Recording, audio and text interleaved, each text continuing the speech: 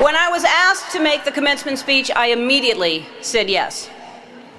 Then I went to look up what commencement meant, which would have been easy if I had a dictionary, but most of the books in our house are Porsches and they're all written in Australian.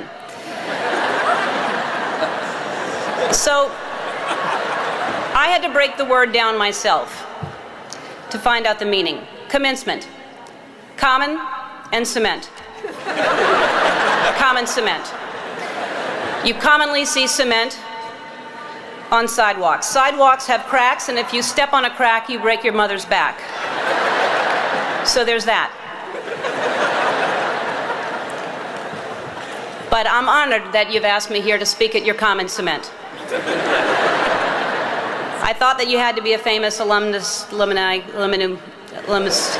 had to graduate from the school. And I didn't go to college here, and as I don't know if President Cowen knows, I didn't go to college at all, any college. And I'm not saying you wasted your time or money, but look at me, I'm a huge celebrity.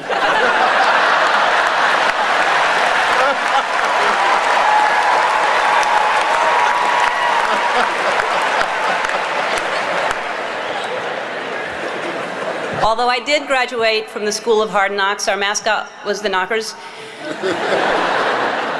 I spent a lot of time here growing up. My mom worked at Newcomb, and I would go there every time I needed to steal something out of her purse. But why am I here today? Clearly not to steal. You're too far away, and I'd never get away with it. I'm here because of you, because I can't think of a more tenacious, more courageous graduating class. I mean, look at you all wearing your robes. Usually when you're wearing a robe at 10 in the morning, it means you've given up. I'm here because I love New Orleans.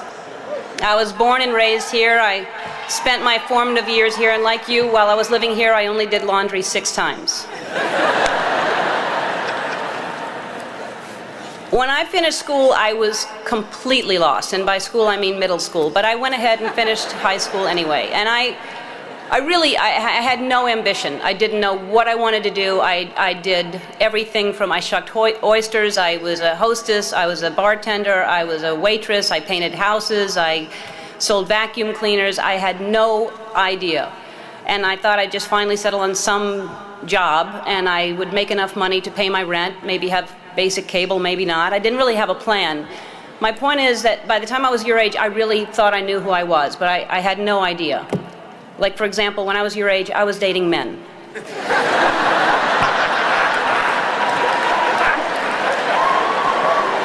So what I'm saying is, when you're older, most of you will be gay. Is anybody writing this stuff down? Parents?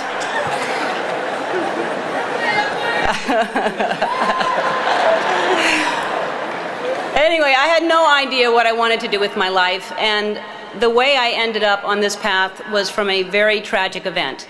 I was maybe 19, and my girlfriend at the time was killed in a car accident. And I passed the accident, and I didn't know it was her, and I kept going.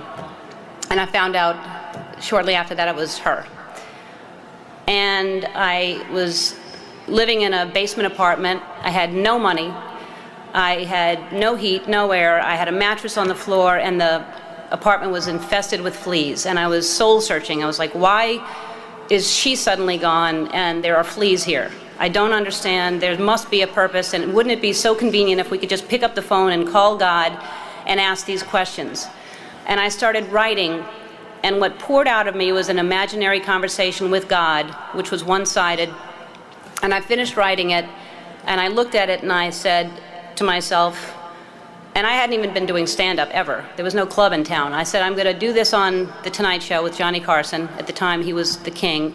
And I'm going to be the first woman in the history of the show to be called over to sit down. And several years later, I was the first woman in the history of the show, and only woman in the history of the show, to sit down because of that phone conversation with God that I wrote. And I started this path of stand-up, and it was successful and it was great, but it was hard because I was trying to please everybody, and I had this secret that I was keeping, that I was gay, and I thought if people found out, they wouldn't like me, they wouldn't laugh at me. Then my career turned into, I got my own sitcom, and that was very successful, another level of success, and I thought, what if they find out I'm gay, then they'll never watch, and this was a long time ago. This was when we just had white presidents. But anyway, this was back many years ago. And I finally decided that I was living with so much shame and so much fear that I just couldn't live that way anymore. And I decided to come out and make it creative, and my character would come out at the same time. And it wasn't to make a political statement. It wasn't to do anything other than to free myself up from this heaviness that I was carrying around. And I just wanted to be honest. And I thought, what's the worst that can happen? I can lose my career. I did. I lost my career. The show was canceled after 6 years without even telling me. I read it in the paper. The phone didn't ring for 3 years. I had no offers. Nobody wanted to touch me at all. And yet I was getting letters from kids that almost committed suicide but didn't because of what I did. And I realized that I had a purpose, and it wasn't just about me, and it wasn't about celebrity, but I felt like I was being punished, and it was a bad time. I was angry, I was sad, and then I was offered a talk show. And the people that offered me the talk show tried to sell it, and most stations didn't want to pick it up. Most people didn't want to buy it because they thought nobody would watch me. And really, when I look back on it, I wouldn't change a thing. I mean, it was so important for me to lose everything because I found out what the most important thing is to be true to yourself.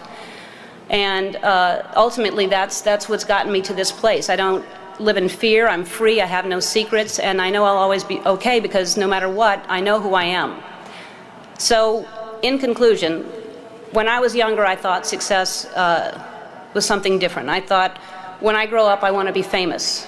I want to be a star. I want to be in movies. When I grow up, I want to see the world, drive nice cars. I want to have groupies, to quote the Pussycat Dolls. How many people thought it was boobies, by the way? It's not. It's groupies. But my idea of success is different today. And as you grow, you'll realize definition of success changes. For many of you, today, success is being able to hold down 20 shots of tequila. For me, the most important thing in your life is to live your life with integrity and not to give in to peer pressure to try to be something that you're not. To live your life as an honest and compassionate person, to contribute in some way. So to conclude my conclusion, follow your passion, stay true to yourself, never follow someone else's path unless you're in the woods and you're lost and you see a path, then by all means you should follow that. Don't give advice, it'll come back and bite you when they ask. Don't take anyone's advice. So my advice to you is to be true to yourself and everything will be fine. And I know that a lot of you are concerned about your future, but there's no need to worry. The economy is booming, the job market is wide open, the planet is just fine. It's going to be great. You've already survived a hurricane. What else can happen to you? And as I mentioned before, some of the most devastating things that happen to you will teach you the most. And now you know the right questions to ask for your first job interview, like, is it above sea level? So to conclude my conclusion that I previously concluded in the Commencement speech, I guess what I'm trying to say is life is like one big Mardi Gras. But instead of showing your boobs, show people your brain. And if they like what they see, you'll have more beads than you know what to do with. And you'll be drunk most of the time. So to the Katrina Class of 2009, I say congratulations. And if you don't remember a thing I said today, remember this. You're going to be okay. Dum, do, doom, doom, doom. Just dance.